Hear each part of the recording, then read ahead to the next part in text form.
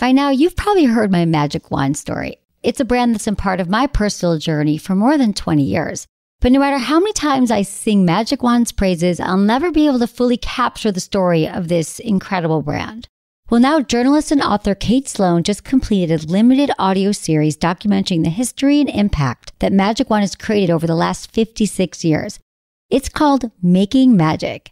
And the series chronicles Magic Wand's incredible brand story through interviews with nearly 40 experts, performers, business owners, educators, and fans.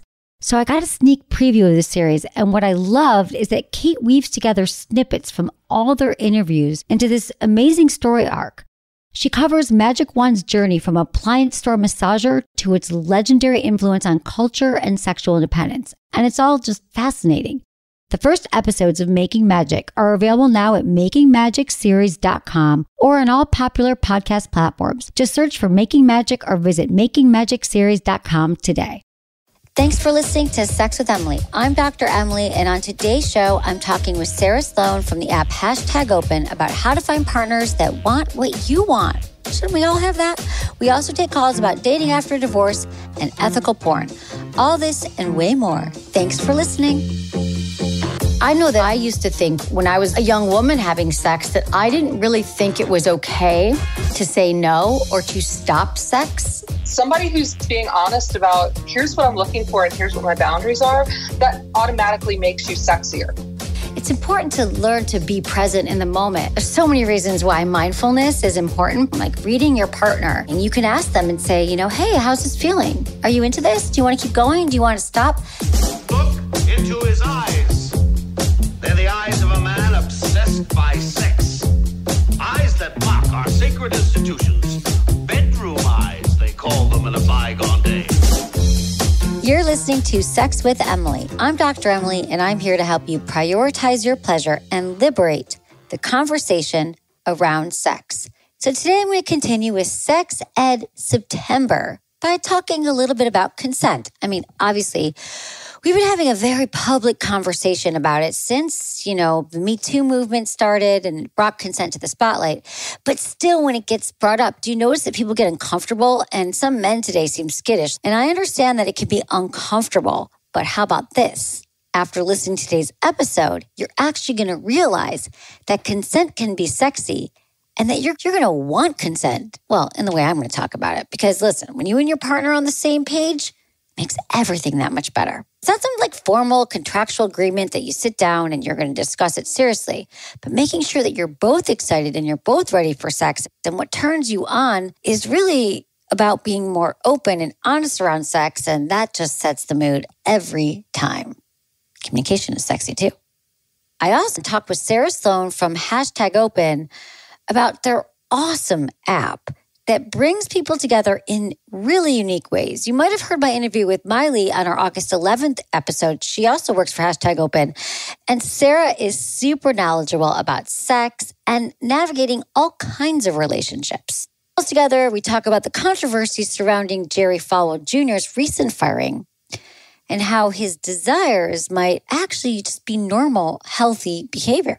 We also talk about facing your sexual insecurities, how to get past them.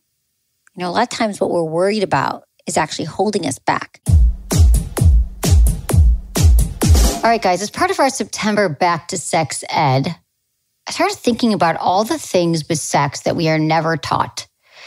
Not only are we not taught as adults, but even today, young people in schools are not being taught this as well. So one thing that keeps coming up is consent. I think there's some confusion about what consent actually means. And consent is an essential part of sex. It's not something that's outside of sex, because we all have the right to do whatever we want to do in it with our bodies and with sex. And since we've been so buttoned up about sex, I know that I used to think when I was a young woman having sex that I didn't really think it was okay to say no or to stop sex. Let's say I was attracted to someone and maybe we went home, I went back to their room or their dorm room or, their apartment, and we started fooling around. And then I started to feel not comfortable anymore with it. And I started to feel like, oh God, I'm not really attracted to this person, or they just did something weird. I thought it was my duty and it would be insulting and I would hurt this person's feelings. And that was more important than me stopping any sex act that didn't quite feel right in the moment. And I just thought, oh, blue balls, which by the way, isn't a real thing. I mean, yes, your balls can hurt if you think you're going to come and not come, but then you come and it's fine. Like, it's not like their penis is going to fall off. And I didn't owe anyone anything, right? Especially as a woman, like that's what I thought. I didn't want to be shamed. I wouldn't want them to not like me. All the reasons why we keep going with sex. Sometimes we think it's easier to say yes than to say no. But if you really understand consent, then you understand that it's essential to sex and not just actual intercourse, but it's essential to even like moving forward with everything, with kissing, with making out with someone, and then moving into other things. It's okay to say not right now, or let's slow this down. I know there were a lot of times where I felt like sex was really rushed, rushing to the main course as we think is intercourse. And I was like, oh, but I really liked when we were kissing. Let's go back to that, or let's slow it down. Like, I didn't think any of that was okay. And I think this also has to do with being really in touch with our own bodies and exploring what makes me feel good. Am I actually enjoying this moment? And we're so often in our heads during sex. We're not in our bodies. When you talk about somatic, it's an embodied experience, is actually being in touch with what's happening in our body in the moment. But if we were more present, we would say like, that hurts, or I'm not warmed up yet, or I'm not feeling it. And if you think about it, if you are thinking about being intimate with someone, or you already are, is it a hell yes, or is it a hell no? If you're not feeling the hell yes, even if it's a hell maybe it's time to pause. What else would you need in that moment to get to a hell yes? And maybe there's nothing. Maybe you're like, I'm going to stay in this maybe no period. You don't want to do anything with anyone unless you're actually both excited to do it. You both want to be on board.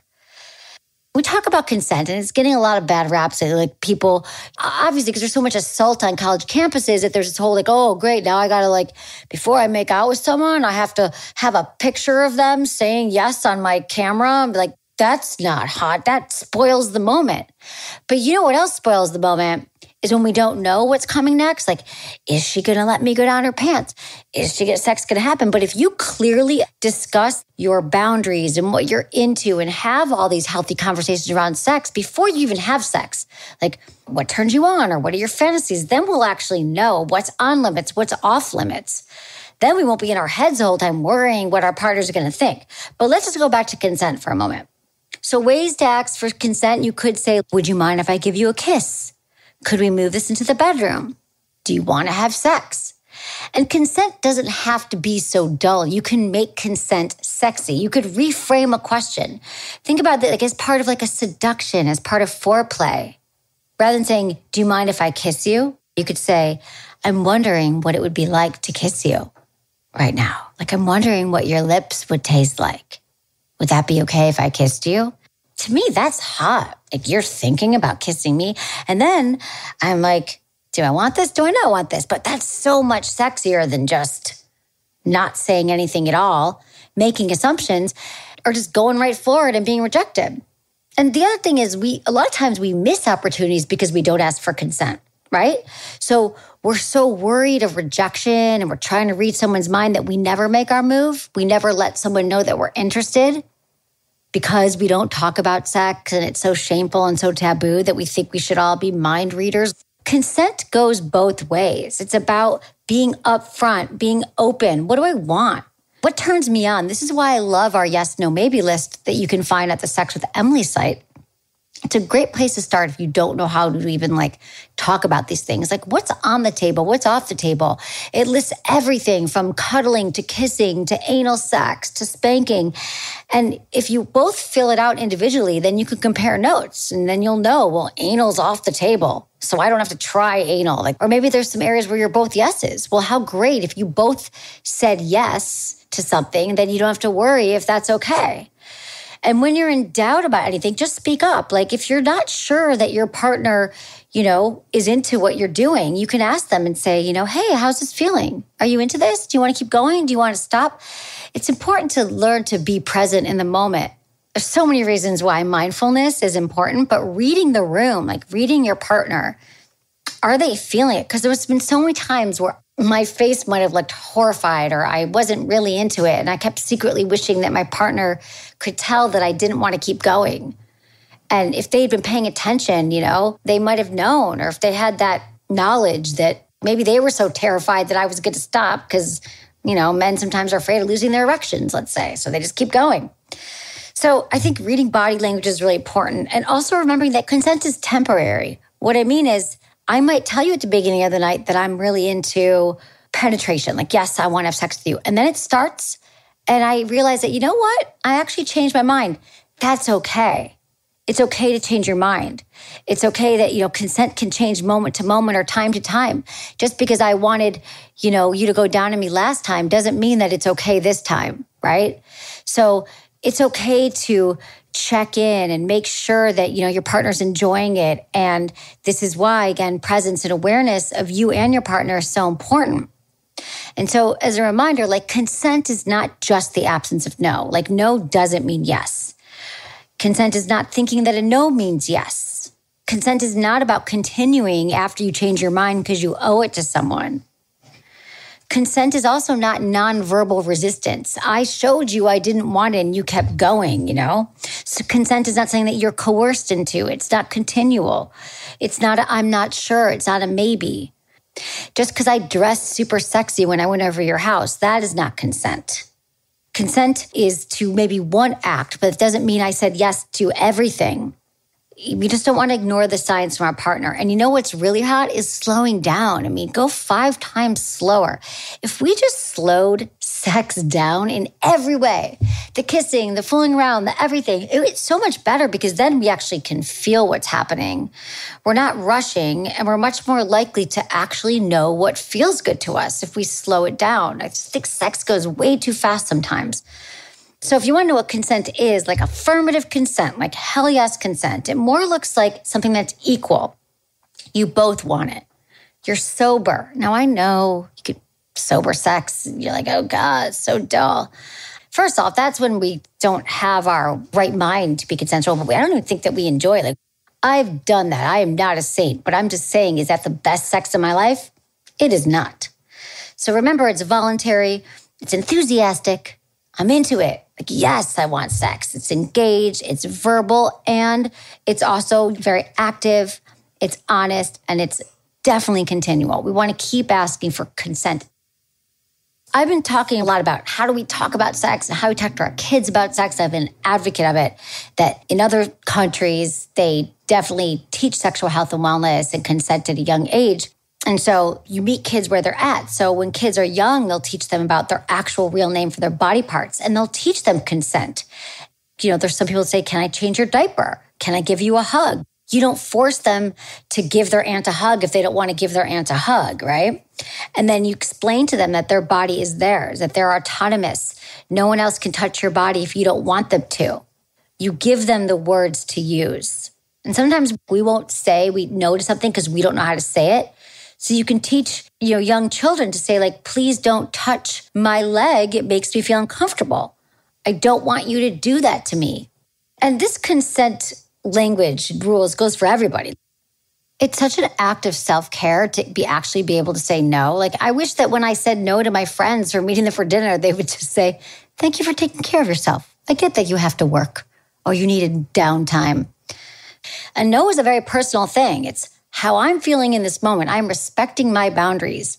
And if we could just reinforce people's own choices, even when it comes to sex, if we learned that someone's no doesn't mean that we're a bad person or that we're ugly or that our bodies are not attractive. I think the reason why we don't take well to no is because we think, oh, I'm not attractive or I did something wrong. And I think every time someone says no to us for whatever it is, going for coffee or giving a blowjob, we think no means rejection on us. And technically it is. This person is saying, no, I don't want to do whatever with you.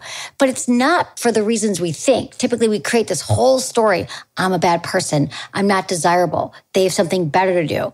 Sure, all that could be true, always.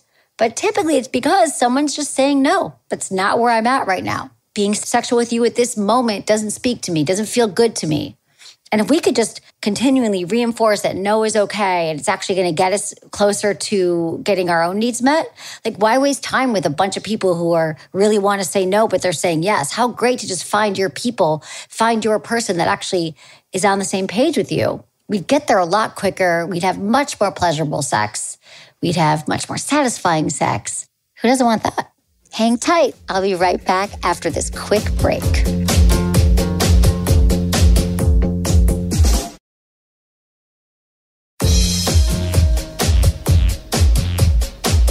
All right, I'm going to jump in because my guest is here. So excited to talk to Sarah Sloane. Sarah is a sex, a kink, and relationship educator and coach. She's also the director of operations and communications at #Open, which we've talked a lot about #Open on the show. We actually had Miley on a few weeks ago. And what I love about this app is that I've never seen anything like it because first you can choose your identity, your gender, your orientation. It's all cool.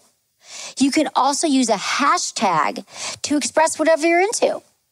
BDSM, cuckolding, spanking, or just sexting. You could hashtag it on this app. It's just really cool. But Sarah and I have a lot in common. She's been doing this for over 20 years, talking about ethical non-monogamy, kink, all the things. So Sarah, welcome to the show.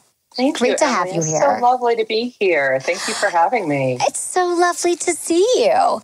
I mean, okay, so after we had, Miley on and we've been talking about the apps right now, with dating, a lot of couples, let's say, this is what I've seen. Couples are staying together, but they're like, I don't know that we can continue in the same way. So let's have some of those difficult conversations.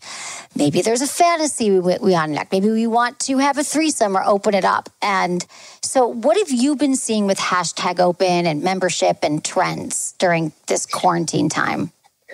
Initially, I think we were all kind of scrambling to figure out how do we make sure that we're still bringing our community of members something really amazing to kind of keep them connected with each other. Because the first thing that happened was everything got shut down and we weren't able to see our friends. We weren't able to visit our family. And so we knew that connection was going to be the thing that was going to get us through this. So we started really doing some shifts in terms of our business, including weekly get-togethers and weekly educational events for everybody, but also doing some members-only events. But what we started seeing was that initial downturn, I think, where people were just not really sure what they were going to do. And now we're finding people are more and more interested than ever in reaching out and having conversations, in trying to find somebody as a potential, whether it's an online date or somebody to just kind of talk about their fantasies with. We've seen a bunch of couples that have come on board in the last little bit. Lots of people who are singletons who are looking for couples not just well. couples. So, let me say that. It's not just couples, you guys. It is for singles too, of course. It's for literally whatever. What I love what you're saying about these free events, and it is a free app, and you can find it at #Open. So what's cool is that you have the free education, and that's #open.com/events. I sit here every night trying to help people sort of answer questions and kind of educate them on fantasies or how to communicate or just anything. And that the fact that you offer an online virtual place for people to get more information right now, because, you don't go from zero to non-monogamy, right? You don't. Yeah.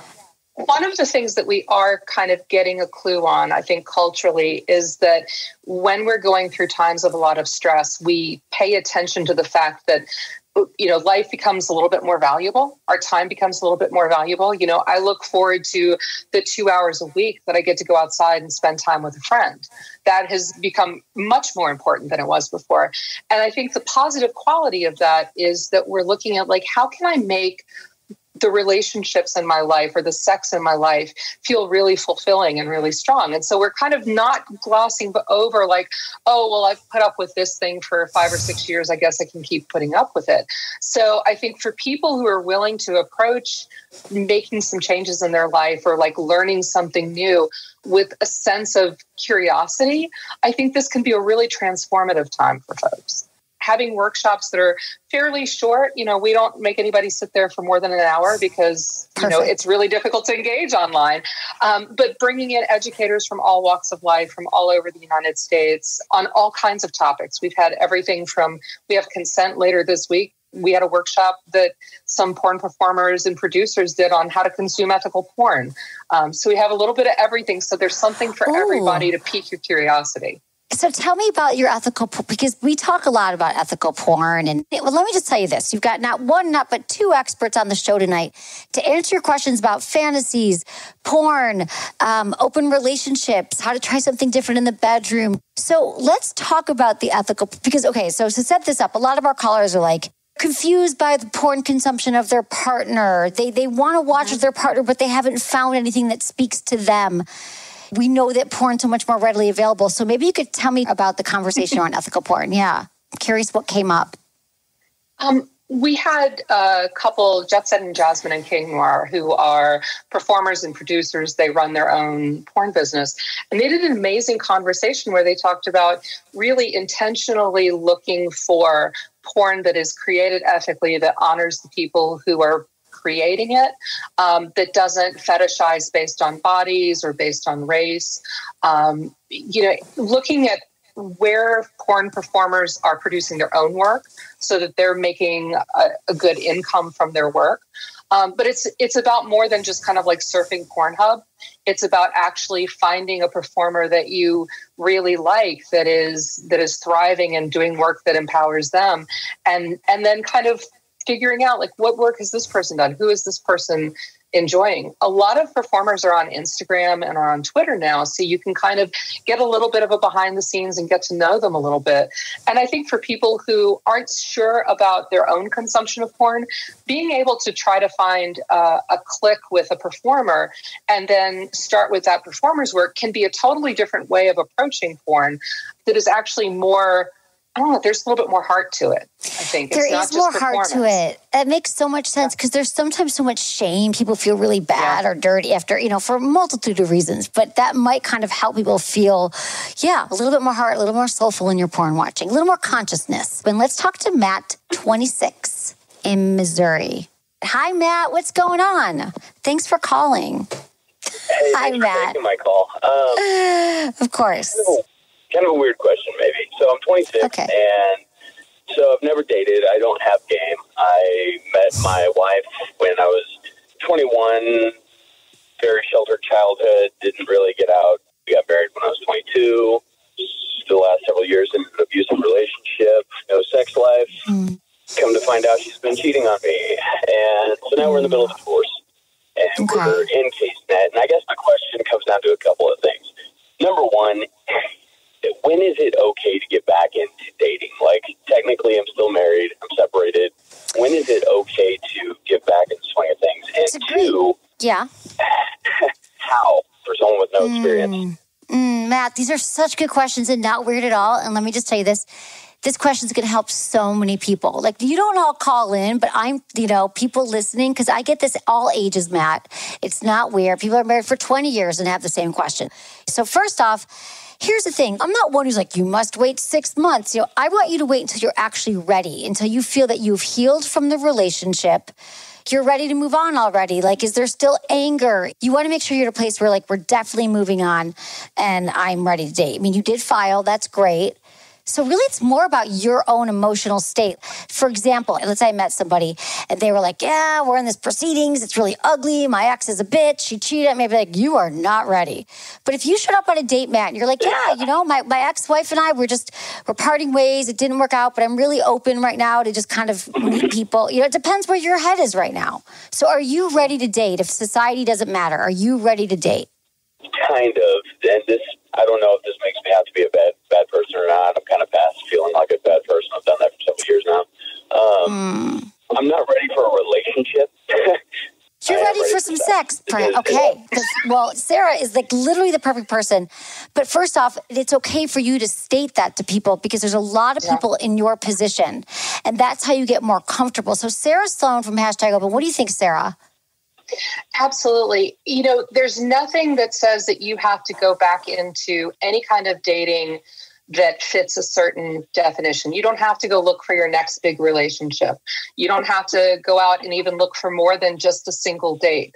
I think the thing that really resonates with everybody, and this is whether you're new to dating or whether you're not, people forget sometimes that somebody who's being honest about here's what I'm looking for and here's what my boundaries are, that automatically makes you sexier. Because there are a lot of people that love to play games. There are a lot of people that feel like they have to play a game or they have to say something to somebody in order to get a date with them or get some time with them. And I know this from the dating app. When people say, you know what, I'm here for this. I'm here for a coffee date. I'm here for looking for a long-term relationship. You are more likely to get what you're actually looking for than if you just kind of go into it and say, well, I'm open to anything. You know, like pick a thing that you want and go for it. I think she's right. Boundaries are sexy. There's nothing sexier than someone who's like, I'm getting out of a relationship. I'm just looking to meet people, make new friends.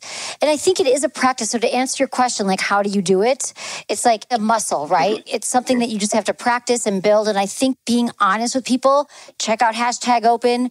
However you meet people, I think it's great to, if you tell everyone that you're single and that you're looking to meet people, say yes to those events that maybe, well, right now, I don't know what your quarantine's like in Missouri, but you know, maybe there's some outdoor barbecues. Like, say yes to those things that you wouldn't normally, because that's where you're likely to meet people. You'll get there, Matt, you know, and don't be hard on yourself. I relate to that too.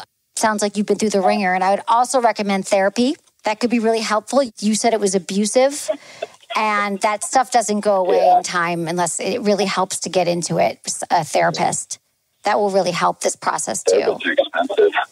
They are expensive, but I think your mental health, obviously your physical health, but when you get mentally healthy, it's going to help you in every other area of your life. Because then you'll understand who you are, what you're looking for, why you got yourself into that place. Probably something from childhood was familiar. But go easy on yourself. Well, thank you so much. Of course. Yeah, thank you so much for helping me out with that. I love the show, by the way. Thank you, Matt. I'm here for you every night. Let me know how it goes, okay? Okay, thanks, Matt. You probably get a lot of that, Sarah, like people who are newly single or, you know, it's so scary to get back out there again, you know, if you've never been on apps. But apps are the way to go now. I think that it's almost like, why not? You know, it is so much easier to go into an app and, you know, we're set up for a double opt-in. So basically, both people have to match, so it makes it a little bit more of a comfortable environment. You know, you're not going to just kind of get a barrage of inappropriate photos through messages. But I think that having an opportunity to kind of test the waters with somebody, get a little bit of information about them. I love it when people put pictures of them and their pets or them doing something active or something that looks fun. You know, I want to see somebody who has a little bit of a spark of personality. With a dating app, you get an opportunity to kind of go like, oh, let me know a little bit bite-sized about you. And then let's see if we match. And if we match, let's chat a little bit. No pressure. And we can kind of take it from there. So it's definitely cheaper than a singles bar, for sure. And you don't, you don't have to buy them anything, right? You just need strong internet connection. It's funny because I've been saying for years, like, if you're going to date an app, like if you're going to date, why get ready, drive across town, FaceTime them first, do video chat, and now it's expected. It's funny. I was talking to a friend this weekend, and she was telling me about a date. It's a quarantine romance. She said we've been together for 6 weeks. She says we met. But of course, we got through the first video date or we did 2 video dates. It's like, that's the norm now, which I love, the slowing down of getting to know somebody. I think that that's what we've needed in a way, slowing down in every area of our life so you can ask the questions and see if there's a connection. Yeah, it's about being able to make space for that exploration. You know, I think about it often when we talk to people who have been working a highly professional job for years and years and years. And then for whatever reason, they have some time off. They get laid off or they're going to retirement and they suddenly have all of this time and they realize like, oh, I've missed out. I've skipped over things. And so I think creating this space gives us a chance to kind of say, well, what was missing? What could I do now? What can I do differently in the future? Yeah. What's important to me? What do I value? I also want to talk to you about a few things. If you want to hang out for a second, we can come back, take a quick break. Don't go anywhere. There's more Sex with Emily coming right up.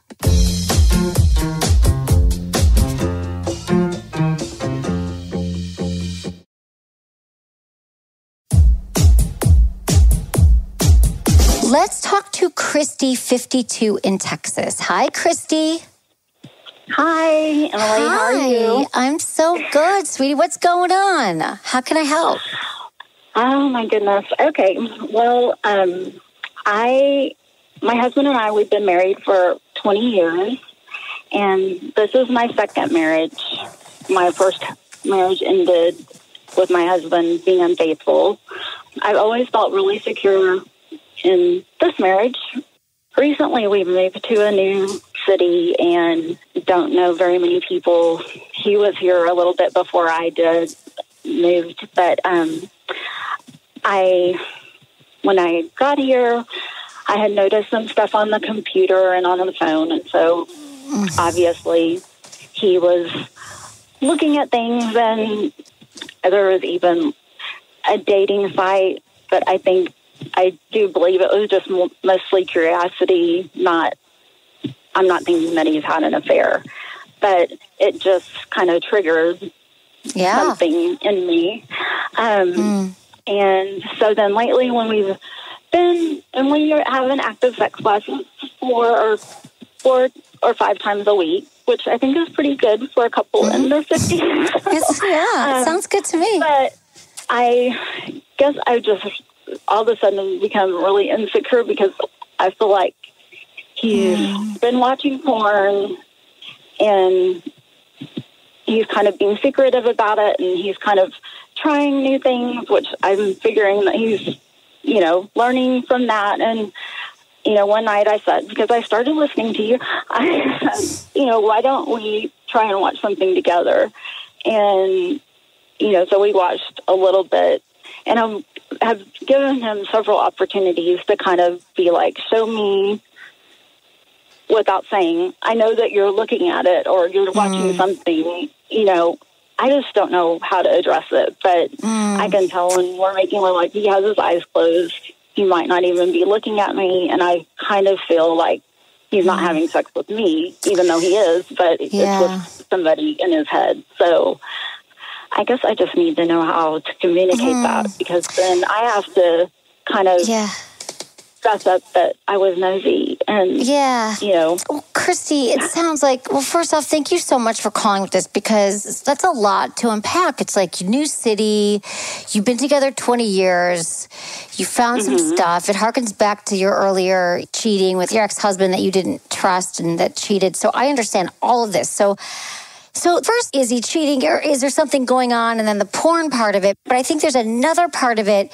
that's more about pulling back and just talking about your sex life in general. Like you said, his eyes were closed and he's trying new things, but you're having sex 5 days a week, which is, I think that's super healthy. But I'm curious, has there been a marked change? Like, did he just start trying new things a week ago, or did it start to seem like new because you saw the stuff? I think that it's probably been maybe like in the past 4 or 5 months. He's been here a year. I've been here maybe 8 months or so. Okay. Like I said, I've stumbled on a couple inappropriate messages that made me feel uneasy. I mean, I always just felt like I was on a pedestal with him. And so whenever... I see. So they were messages. So you actually saw messages. I'm just trying to understand. So you saw like an exchange from somebody. Yeah. It was, and it's really was pretty innocent, but he had reached out to somebody from high school, and there was some messages. There was nothing sexual in them, really, other than one of the girls. There were like 3. And I think it was more of an ego boost or something like that. Like on Facebook. It just hurt my feelings that of course he would do that. And, of course, I feel super inexperienced because I've had sex with 2 people in my entire life, and I was married to both of them. Christy, so here's the thing. There's a certain journey that maybe it is important for you to kind of figure out what does turn you on. There's no way you would know after being with 2 people for all these years, I didn't know it. I was 35 years old. I didn't know. I was with a lot of people, and I was like, I thought it was all about pleasing my partner. I thought sex was about pleasing a man and performing.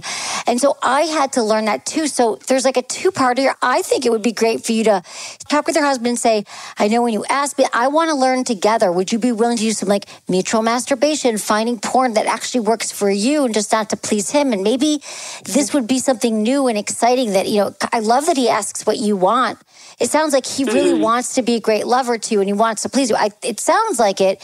And that if you guys could maybe make this exploration part 2 of like your sex life 2.0 right now, about exploring together what turns both of you on, that could be interesting. What do you think, Sarah? Right. I think sometimes it's about having the vocabulary around sex, and that can be really challenging. When I do kink 101 classes, and people are just like, I know that there are things that I can do, but I don't know what they are or what would feel good for me. One of the tools that I've recommended is to do what's called a yes, no, maybe list. And it's basically a list of like different things. It might say like anything from, oral sex to massage to, you can get kinky versions of it. But what it does is it gives you a list that you can kind of go through. You can do one separately from your husband, and you can circle like, yes, I'm into this. No, I'm not really into that. Maybe I don't know enough about this to know whether I'm up for it or not.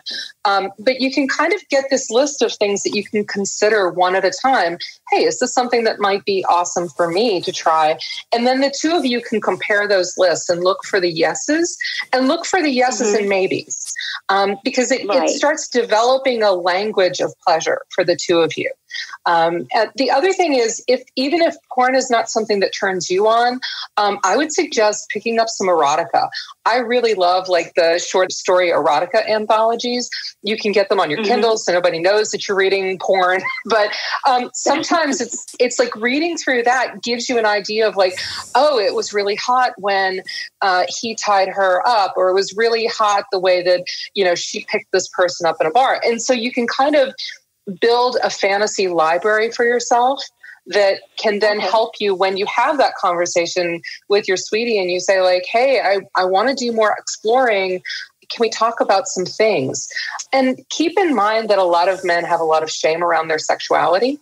We kind of don't necessarily give them the okay that, hey, it's okay for you to have sexual desires outside of what we've really specifically told men that they're allowed to do. So, approaching it from hey, I see you trying new things. I see you like wanting to explore. I want to be there with you. I want to do this with you as your wife, I think could potentially help diminish some of that shame as well. Mm-hmm. Yeah, without judgment and saying, I'm in it with you, babe. Yeah. We've both been together for 20 years. Let's play. Let's have fun. We actually have a yes, no, maybe list on our site at sexwithemily.com. I sign up for a free #open class. I mean, I think it is partial education and exploration, because I totally get, Christy, that you don't even know what's on the menu. You're like, I want to know, but I've never explored. So it's partially like educating yourself through all these great ways Sarah mentioned, and also just having a healthy conversation with your partner, and also remembering it's not a one-time conversation. Like, this won't be solved one night at dinner with him, right? But it becomes part of something that it's like think of it like a new sport or a new hobby that you guys are taking up together. And that hobby is your sexual intimacy. Great. Yeah. Thank you, Emily. Of course, Christy. I'll be here for you. You can just have the first conversation. Let me know how it goes, okay? Thank you for calling, Christy. Appreciate you. Of course. Thank you for calling. All right. Sarah Sloane's here. Sarah Sloane's from the app #open. We have history. We both worked together in the industry, and Sarah's worked in sex education. So I want to talk to you about what's happened with Jerry Falwell Jr., And there was a lot of press about it. He was the former chancellor and president of Liberty University, the country's largest Christian university. And what came out is, I think there was a few allegations, and then finally he had to step down from his post about cuckolding. Okay. So cuckolding is the fantasy of watching his partner have sex, in this case with another man. It's a common fantasy, and it is one that has a lot of shame around it. Let's just talk about cuckolding for a moment. So I want to just kind of say, a lot of people are assigning cuckolding to the Falwells. And the old school dictionary definition, and we know how long dictionary definitions are good for, basically says that the cuckold is the man whose wife has stepped out on him without his consent. And so there's that piece. But we don't know the content of what his relationship with his wife was. For all we know, it sounds like from one of the reports that this was consensual, that they were consensually bringing a third person into the bedroom. that he was watching, and whether he was watching because he's a voyeur and he really wants to do that, whether he's watching because his wife, he likes seeing her pleasure, which is the word compersion gets used a lot in non-monogamy circles to talk about getting pleasure from your partner's pleasure. It could be that there's a little bit of a humiliation aspect in it, which is what we call like the new definition of cuckolding.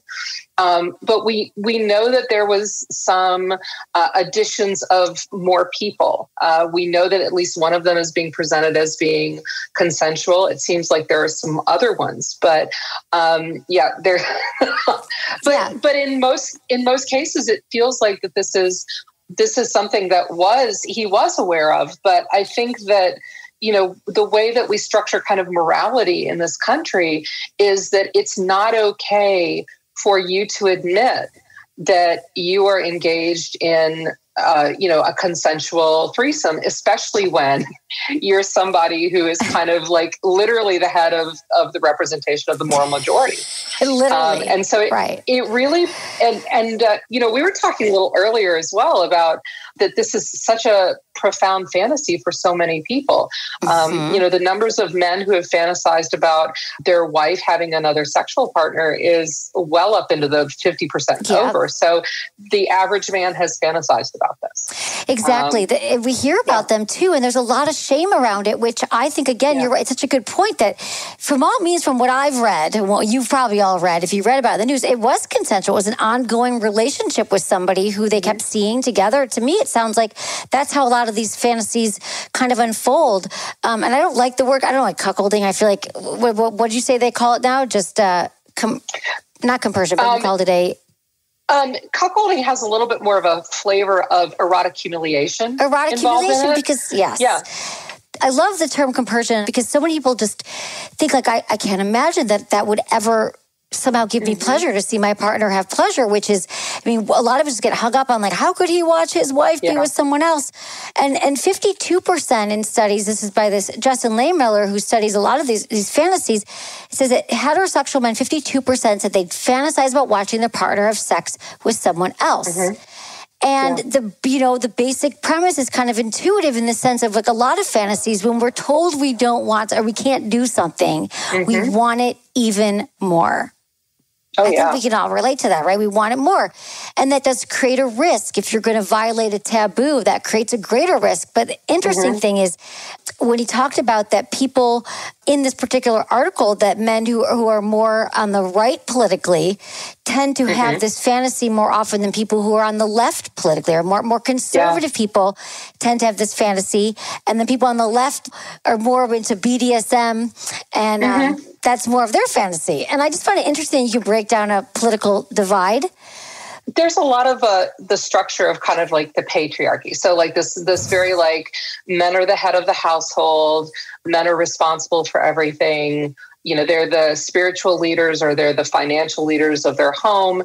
There's a lot of that's kind of wrapped up in kind of current right-wing thinking.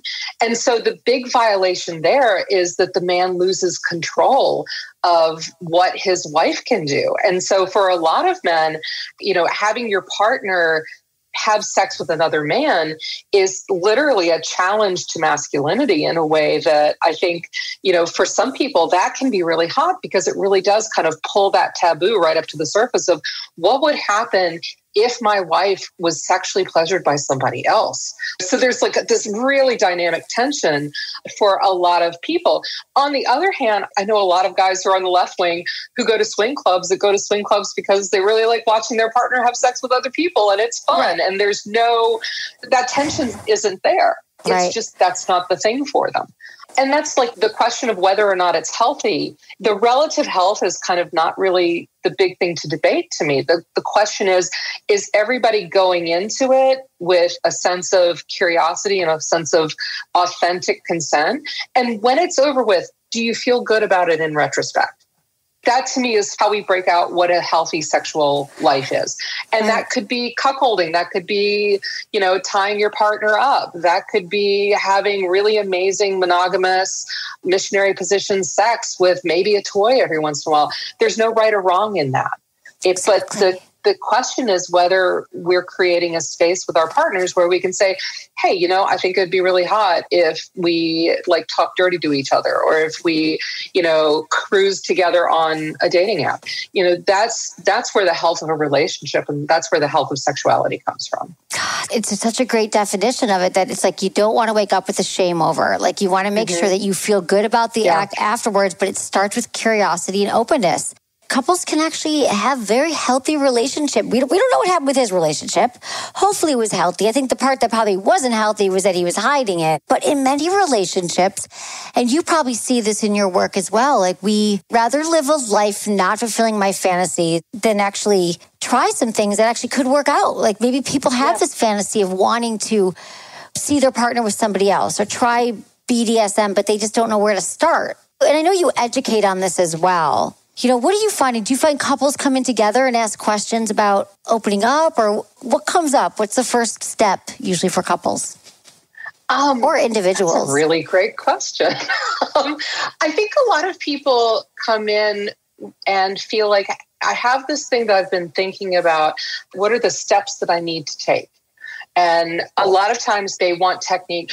I have to say, it really amazes me constantly, the quality of members that we have in app, because we've got a lot of people who they're kind of like, okay, so we've had the conversation about deep consent. We're working on this. And it's always kind of like this moment as an educator where you're like, oh, yay, because you got it.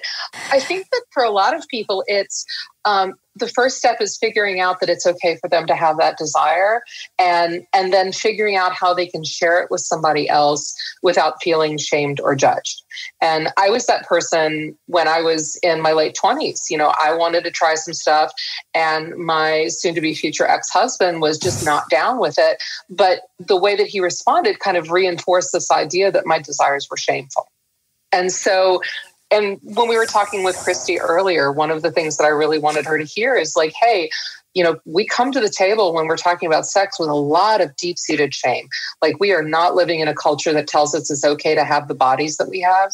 And so to acknowledge for our partner, hey, I want to make space for you to just tell me what you're into. Even if it's not something I want to do, we can find a way to fantasize about it, or we can find a way to kind of scratch that itch a little bit. Can be such a gift of grace for our partners. And it also reflects back onto us. If we're creating a space where we're not going to judge or shame our partners or our friends when they disclose to us, then maybe we can internalize some of that and not judge or shame ourselves for what are entirely normal and perfectly healthy fantasies and desires. You're right. It's all okay. That's so true. That part of our job as sex educators is really just saying it's okay, it's healthy, you're okay, and then teaching us how to talk to our partners and recognize their shame. Part of being sexually healthy is acknowledging that we're all sexual beings and we have desires and we might not understand them, but feeling that we have a partner that can listen and giving that space and saying, I don't really understand your request, but I'm here to listen. Let's learn more together. Yeah. Putting words around it. You were so right earlier when you said, so many of us don't even have the words, not only the words to describe what we're into, but the words to even be a compassionate, empathic partner. We're just not taught how to really communicate like that. I remember going to marital counseling over 2 decades ago, and they gave me that really simple, when this happens, I feel this way, and I would like for this next time. And that was the first step in me being able to have a conversation with a partner that was authentic. I also really love reading books about emotional intelligence, because I think that, the same communication skills that we use in our relationships with our partners in the bedroom, those communication skills work really well in the rest of our lives. Which ones have you read lately that you're into? I've been rereading Sonia Taylor's The Body Is Not an Apology, which is an amazing book. Amazing. I don't think I know it. She created the website, thebodyisnotanapology.com. A lot of it deals with radical body acceptance, and it talks about folks who are queer. It talks about folks who are people of size. It talks about folks with physical disabilities. And it really is about that we all have the right to exist in our body with love and to get the things that feel good for us. It's about sexual power. It's also about getting our emotional needs met and getting our basic physical needs met. And that all of that kind of together is what creates a whole person. We can't just skip any one part of ourselves if we want to be a whole person. Right, exactly. I mean, that is the work. That's so interesting. Like in going back to Christy, it's so true because it's like there was so much there to unpack where, yes, I want her to have healthy conversations with her husband, but it does all start with ourselves. My listeners are so brave for calling in even and asking their questions because it's like, I know that they've never talked about their sex life really or thought about it or to even say, but okay, the first step is loving ourselves and we're even liking ourselves. Where does that start? And doing some work around it. And that's why I always encourage people to have these conversations before you get married, if we can. But it's never too late. Yes, I love this. So, okay, let's talk. What's coming up next for #Open? If people want to come to an event, you said you also have a YouTube series. You can actually see all of our previous 20-some episodes of our #Open. We've been doing this since the beginning of quarantine. Thank you so much, Sarah Sloane, for being here from #Open. It's the app you need to all check out. That's it for today's episode. Thanks so much for listening to Sex with Emily. There's so much more to talk about, so don't miss my next episode. Subscribe to Sex with Emily right now. Just do it. It's easy. Do it right now. You can find us on all social media. It is Sex with Emily. Was it good for you? Email me feedback@sexwithemily.com.